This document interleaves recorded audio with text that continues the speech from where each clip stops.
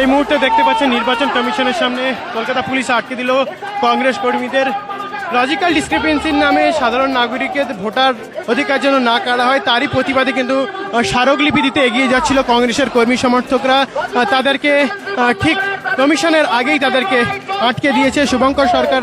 তারা বসে পড়েছে, মাধ্যমিক পরীক্ষা হচ্ছে তার জন্য, কিন্তু তারা বলছে যে আমরা ব্যারিকেড ভাঙছি না, এমনটাই জানালো সংবাদ মাধ্যমকে। দেখতে পাচ্ছেন সরাসরি এসএসটিভি লাইভ সম্প্রচার আমি মেহেদী হাসান আপনাদের সামনে তুলে ধরছি। প্রচুর কংগ্রেস কর্মী সমর্থকরা কিন্তু আজকের সিও অফিসের দিকে তারা এগিয়ে যাচ্ছিল, সেই চিত্র আপনাদের সামনে সরাসরি তুলে ধরছি।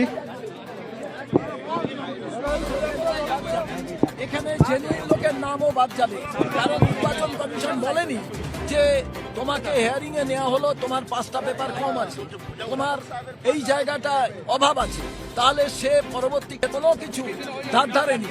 আমরা মনে করেছি এটা একটা অভিসন্ধি। এই লজিক্যাল ডিসক্রিপেন্সির নামে ঠিক 120B যেমন সেকশন লাগিয়ে যাকে ইচ্ছে অ্যারেস্ট করা যায়, লজিক্যাল ডিসক্রিপেন্সির নামে যার ইচ্ছে নাম বাদ দেওয়ার যে পরিকল্পনা, জেনুইন ভোটারের নাম বাদ চলে যাবে, সে জায়গায় তারা কোথায় যাবেন পরে।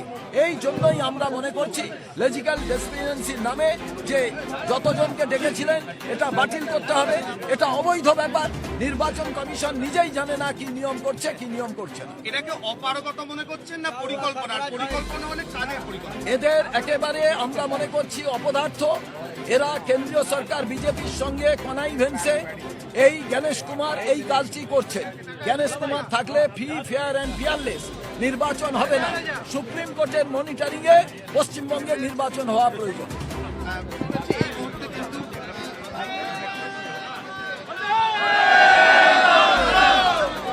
বন্ধুগণ, প্রদেশ কংগ্রেসের পক্ষ থেকে আমরা আজকে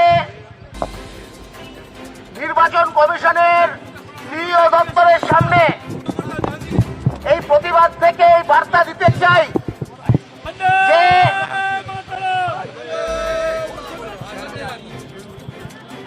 যে আজকে পশ্চিমবঙ্গে প্রায় 1,40,00,000 মানুষকে যেভাবে লজিক্যাল ডিসক্রিপেন্সির নামে কার বাবা মায়ের সাথে তার বয়সের পার্থক্য কি, তার দাদু দিদার সাথে তার বয়সের পার্থক্য কি, তার বাবা মায়ের কটা ছেলে মেয়ে, এই সমস্ত অপ্রাসঙ্গিক ভিত্তিতে 1,40,00,000 মানুষকে গত প্রায় 1 মাস ধরে নোটিশ পাঠিয়ে গোটা পশ্চিমবঙ্গে গ্রামে শহরে যেভাবে হয়রানি করা হয়েছে, এই হয়রানির প্রক্রিয়াকে আমরা ধিক্কার জানাচ্ছি কংগ্রেসের পক্ষ থেকে, এবং অবিলম্বে এই প্রক্রিয়া বন্ধ করার দাবি আমরা জানাচ্ছি।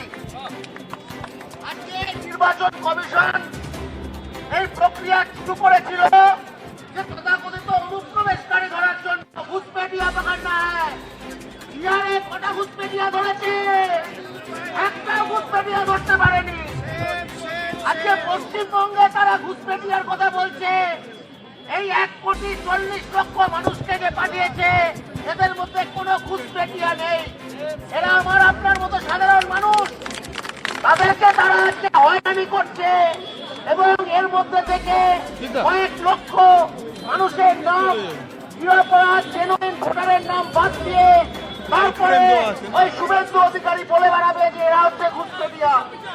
এই চক্রান্ত অবিলম্বে বন্ধ করতে হবে, এইটাই প্রদেশ কংগ্রেসের দাবি।